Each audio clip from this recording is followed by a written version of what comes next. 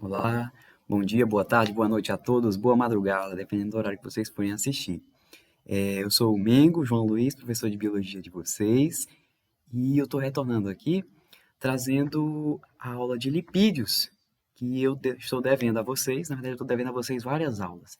E essa aula simplesmente é sensacional. Ó, 3 questões do Enem, ó, 3 questões do Enem, recentes algumas, inclusive, uma do ano passado, vocês vão conseguir resolver. E o cursinho está aqui para ensinar para vocês não só a aprender o assunto, mas a resolver questões, porque é bem diferente. Existe um patamar de uma diferença bem grande entre saber o conteúdo e saber fazer a questão. Enfim, também ensinar para a vida, né? Na medida do possível, porque o Enem é para aplicar para a vida. Mas vamos lá. Ó, vamos começar com uma revisãozinha, já que foi na segunda-feira passada que nós começamos o assunto de lipídios. E eu até queria terminar, mas foi bom que não, porque por slides eu consigo trazer mais coisas para vocês. Então, os lipídios, nós dividimos eles em duas partes. Primeira parte de cima aí em amarelo, ó, que são os glicerídeos e os cerídeos. Esses são lipídios simples. Por que lipídios simples?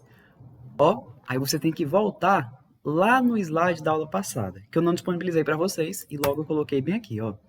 Lipídios simples por quê? Porque eles vão ser formados, de forma geral, por um ácido carboxílico, né? Um ácido graxo, no caso, que é um ácido carboxílico de cadeia longa, vários carbonos, né? Saturado ou insaturado, daqui a pouco a gente revisa isso, mais um álcool.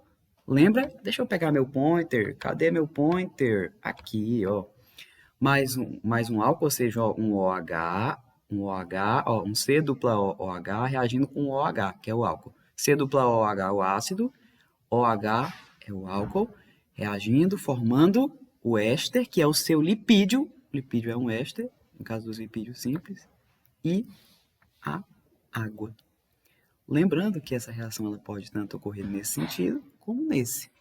Quando ela ocorre nesse sentido, ocorre uma síntese, ou seja, eu formo um lipídio, e quando é ao contrário, toda vez eu estou fazendo assim como se eu estivesse vendo minha câmera, mas não. Eu vou aprender a mexer nesse aplicativo ainda.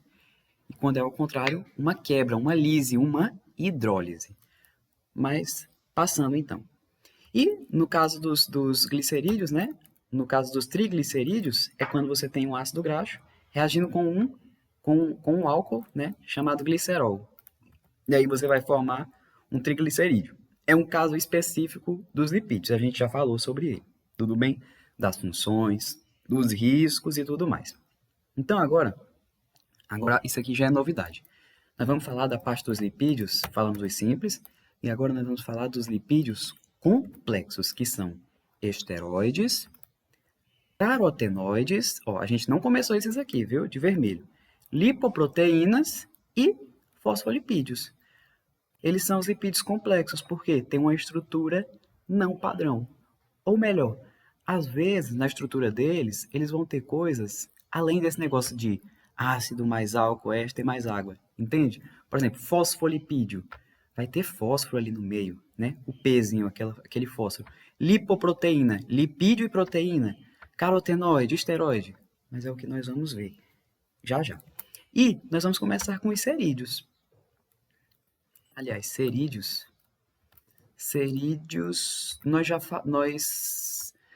nós comentamos, né?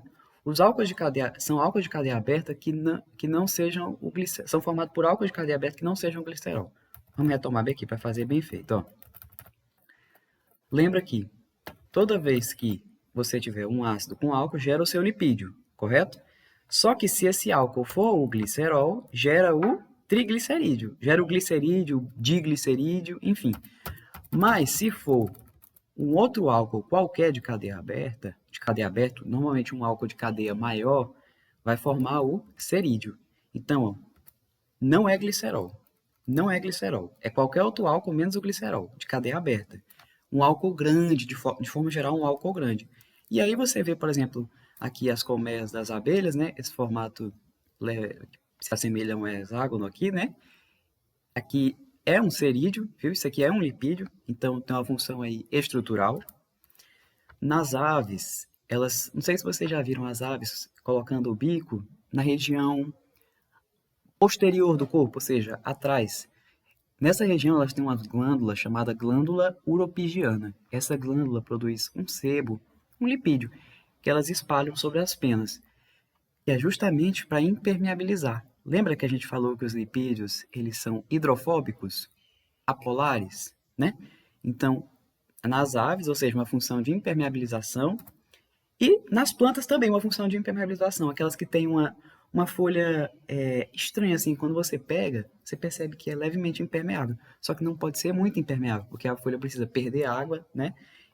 A folha é viva, então ela tem que perder água também, mas para reduzir a perda de água, forma-se uma camada de cera, de lipídio aqui em cima. Isso é comum onde? Regiões de clima seco, biomas de clima seco. Por exemplo, Cerrado, Caatinga, né? Qual o bioma mais abundante sobre o Brasil? Cerrado. Tem demais isso, né? Bom, e os esteroides? Não fala em esteroide, você pensa assim, anabolizante, esteroide, anabolizante. É só para ficar bombado? E o que tem a ver? Vamos falar sobre isso também. Bom, os esteroides, de forma geral, eles são formados por anéis, tem como estrutura básica anéis carbônicos. Ó, vou colocar para vocês, ó. A estrutura básica do esteroide é essa aqui, anéis carbônicos. E eu vou soltar um nome aqui que vocês não precisam saber. É o ciclopentano ou peridrofelantreno. São anéis carbônicos. Mas de todo você não precisa saber desse nome.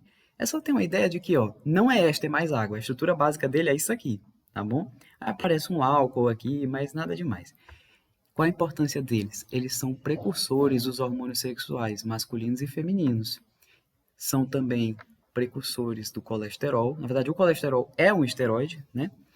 E, na verdade, agora aqui sim, eles são precursores da vitamina D, de tal forma que a vitamina D é chamada de calciferol, né?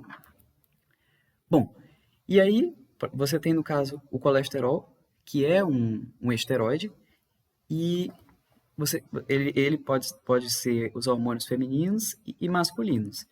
E aí a gente tem que relembrar isso, só para manter na nossa mente, que a gente não está estudando sistema endócrino ainda, mas isso é básico, que o principal hormônio masculino, digo isso nos mamíferos, é a testosterona.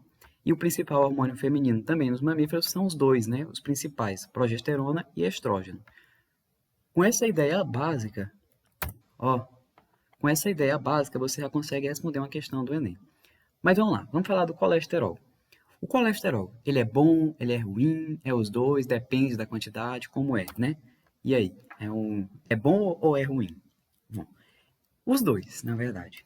Porque o colesterol, por um lado, ele atua como precursor dos hormônios sexuais, ou seja, para produzir hormônio sexual, que é importante para características secundárias, barba e todas aquelas características do homem e das mulheres também, características sexuais secundárias, né?